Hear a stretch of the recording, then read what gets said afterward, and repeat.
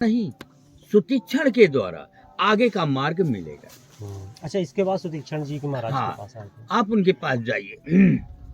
जो संत लोग थे वो उनके साथ में गए, तो जब सुतीक्षण जी के पास पहुंचे तो वो तो भजन वो वहां ना पहुंच पाए, बीच में एक पहाड़ देखा।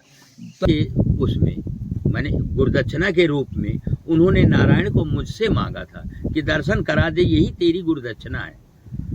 नारायण के तू दर्शन करा दे, मुझे कुछ नहीं चाहिए, बाकी यही मेरी गुरुदक्षिणा है। बोले ठीक है, मैं करा दूंगा। वो तप करने लगे। तप करते करते एक समय एक प्रतिक्रिया करने लगे, तो वो खड़े खड़े सोच लगा चिड़िया में है क्या। तो ये सब इतने बड़े बड़े संत जो है पूजा कर रहे हैं, मैं भी पैर धो लूँ। तो पानी लेके दौड़ा कि मैं भी पैर धो लूँ।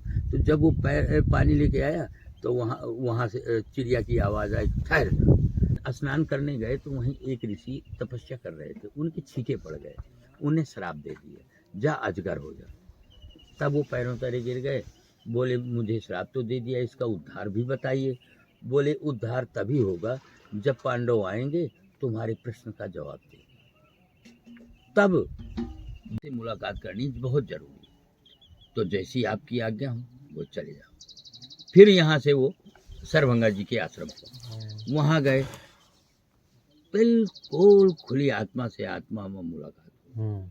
तब भगवान ने कहो तो मैं अचल कर दूं प्राण, और फिर से नया वो नहीं, अब तो मुझे अपने धाम भेज दो, मुझे और बाकी कोई आशीर्वाद की आवश्यकता नहीं। तब फिर वो अपने योग शक्ति से शरीर को भस्म करके और भगवान राम में समा गए। तब भगवान राम ने कहा था कि जो यहाँ आएगा, आने का पुण्य प्रताप फल 100 बार गंगा तो एक बार सरभंग। फिर सरभंग जी ने ही बताया था कि आपको मेरे द्वारा नहीं, सुतीक्षण के द्वारा आगे का मार्ग मिलेगा। अच्छा, इसके बाद सुतीक्षण जी के महाराज के पास आए थे। आप उनके पास जाइए। जो संत लोग थे वो उनके साथ में गए, तो जब सुतीक्षण जी के पास पहुंचे तो वो तो भजन वो वहां ना पहुंच पाए, बीच में एक पहाड़ देखा। तब ऋषियों से पूछा कि ये पहाड़ कैसा है, विचित्र पहाड़। बोले ये पूरा हड्डी हड्डी का है, ऋषि मुनियों की मांस खा करके हड्डी इकट्ठा कर दिया। बोले तो पहाड़ बन गया। बोले पहाड़ बन गया। तब भगवान को बड़ा दुख हुआ, आंखों में आंसू आ गए। फिर क्रोध आया तो वहीं प्रतिज्ञा किया, अष्ट समूह देख रघुराया, भुज उठाए प्रण कीन, कि इस मही में कोई भी राक्षस नहीं रहेगा, मैं सबको मार डालूं। फिर प्रतिज्ञा करने के बाद सुतीक्षण जी के पास, सुतीक्षण जी जब ध्यान मग्न थे, आँख खोले नहीं। राम जी बार बार प्रयास कर रहे थे, वो आँख नहीं खोले। तब फिर चतुर्भुज रूप दिखाया। तब उनकी चरपटा के आँख खुली तो सामने नारायण, तो लाठी की तरह दंडवत प्रणाम माने गिर गए, प्रणाम की स्तुति करने लगे। और फिर बोले कि प्रभु आप कुछ रुकिए। तो एक रात रुकने के बाद बोले कि मेरी लालसा अगस्त भाई दिखे, ये तो भूल गए जो वचन दिया था गुरु को कि मैं पूरा करूंगा, वो तो भूल गए। तब उन्होंने फिर कहा कि मुझे अगस्त जी के लालसा दर्शन की हो रही है, तो मैं वहाँ निकलने दो। तो बोले वो तो हमारे गुरु जी हैं, मुझे रास्ता पता है, मैं रास्ता बताऊंगा, आप मुझे लेते चलो। तब फिर गए, रास्ते में मचल गए। बोले आपको झूठ बोलना पड़ेगा। बोले क्या झूठ बोलना पड़ेगा। बोले गुरुजी को मैं कहे आया था कि गुरुदक्षिणा के उसमें मैंने गुरुदक्षिणा के रूप में उन्होंने नारायण को मुझसे मांगा था कि दर्शन करा दे, यही तेरी गुरुदक्षिणा है। नारायण के तू दर्शन करा दे, मुझे कुछ नहीं चाहिए, बाकी यही मेरी गुरुदक्षिणा है। बोले ठीक है, मैं करा दूंगा। वो तप करने लगे। तप करते करते एक समय एक बहेलिया आया। बहेलिया 3 चिड़िया पकड़े, तो उस बहेलिया को बुलाया, इधर आओ मेरे पास। तो जब आया बोले ये हत्या क्यों कर रहे, 3 चिड़िया पकड़े हो, ये जंगल के आज़ाद पंछी है, छोड़ दो।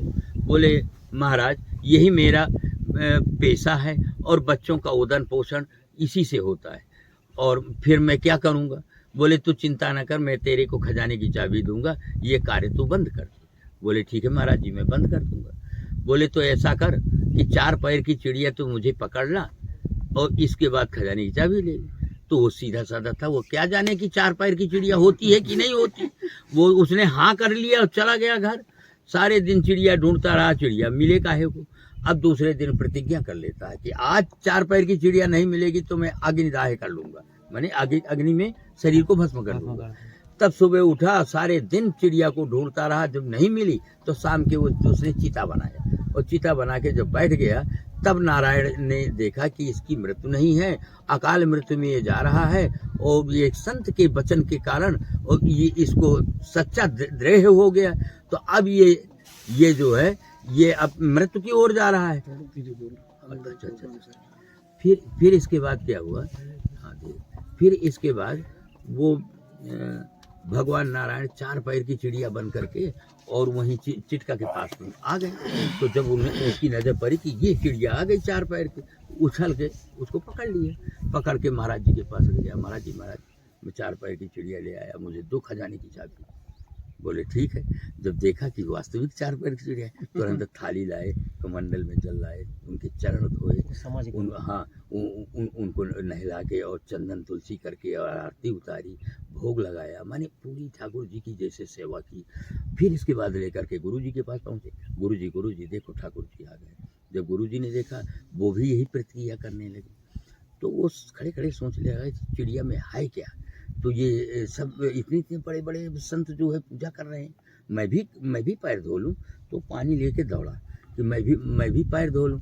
तो जब वो पैर पानी लेके आया तो वहाँ से चिड़िया की आवाज़ आई, ठहर, अभी तेरा अधिकार नहीं है पैर को। जब तो फिर जन्म उसे बहेलिया से वो जब फिर जन्म लेगा तो दोबारा, तब मैं रामावतार में तेरे से चरण धुलाऊंगा। तब फिर वो केवट बनता है, तब वो केवट बनता है, तब पैर धुलाते हैं। पहले कछुआ था, फिर बहेलिया था, फिर केवट बना, तब वो चरण के धोने का अधिकार मिला।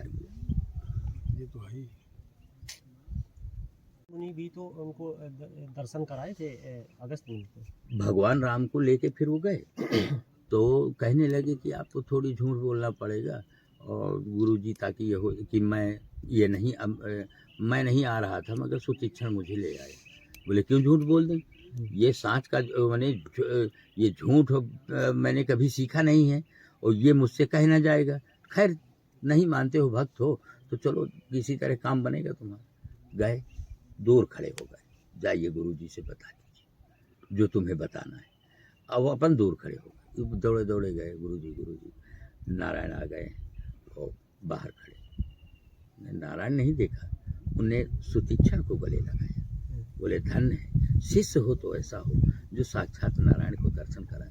गुरु तो एक राह बताता है, और तूने तो गुरु को ही दर्शन कराया, धन्य है।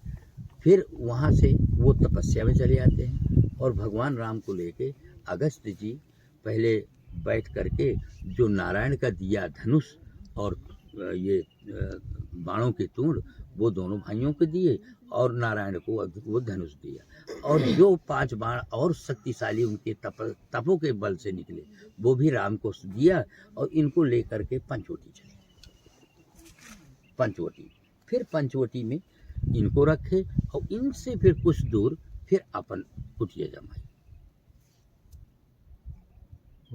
तब वहीं से फिर ये स्टार्ट होता है पूतना सूपना का खाना, फिर नाक कान काटना, फिर राक्षसों को मारना, फिर वहाँ से सारी प्रतिक्रियाएं चलती जाती हैं। घूम घाम के अयोध्या आ गए, खरदूषण को मारे, फिर रावण को मारे। भगवान नारायण उसमें हंस में आकर के उनको दर्शन दिए। दर्शन देने के बाद वहीं तपस्या करते थे। दूसरे दिन स्नान करने गए तो वहीं एक ऋषि तपस्या कर रहे थे, उनके छींके पड़ गए, उन्हें श्राप दे दिया, जा अजगर हो जा। तब वो पैरों तले गिर गए। बोले मुझे श्राप तो दे दिया, इसका उद्धार भी बताइए। बोले उद्धार तभी होगा जब पांडव आएंगे तुम्हारे प्रश्न का जवाब देंगे। तब यहाँ की बात, और देखो भगवान श्री कृष्ण है तो नारायण, उनको सब पता। उनने धर्मराज को बुला करके कहा कि तुम्हारे सारे पाप मोक्ष हो जाएंगे अगर तुम अघमर्षण कुंड में 7वीं रविवार को स्नान कर लो। तब फिर भगवान श्री कृष्ण ने भेजा, वो आए, आकर के सिर्फ 7वीं रविवार नहीं पड़ा, काफ़ी समय उस निकल जाने के उपरांत द्रौपदी प्यासी हुई, तो फिर नकुल पानी लेने गया। उनने पूछा कि तुम मेरे पेशेंट बता दो, बाद में पानी पीना। बोले मैं लौट के बताऊंगा। फिर जब वो पानी में पहुंचा तो अजगर लील गया। इसी तरह चारों भाइयों को खा लेता है। तब फिर धर्मराज तब धर्मराज ने कहा कि ठीक है, आपने तो प्रश्न बता, उत्तर में बताओ। तब उसने 5 प्रश्न किए।